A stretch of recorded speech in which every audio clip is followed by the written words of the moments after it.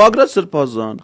Սրբազանինը вообще մայիսի 4-ին Կիրանցից շարժվեց Երևան, ասաց մայիսի 9-ին լնելու եմ Երևանում։ Խո սուրպրիզ չէր Բագրատը։ Պարզեր ով էր նախաձեռնողը, գաղափարը պարզեր, Հայաստան խմբակցությունից էլ երկու падգամավոր Կիրանցից մինչև Երևան հետը քայլել են։ Արտուրը Սարգսյան եւ Գառնիկ Դանիելյանը։ Սյուրպրիզ եկան հասան Երևան, խելքից դուրս մարդ Երևանում Հանրապետության հրապարակում,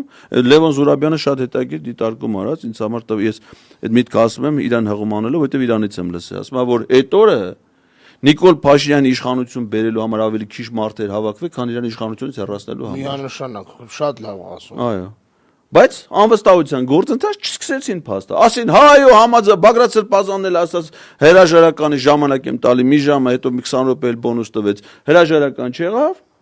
Ասաց, «Всё, մեր ճանապարհը անվստահությունն է»։ Բագրատ Սրբազանը падգամավոր չի, չէր կարող անվստահություն սկսել։ Падգամավորները պիտի նույն րոպեին սկսեին անվստահության գործընթաց, չէ՞։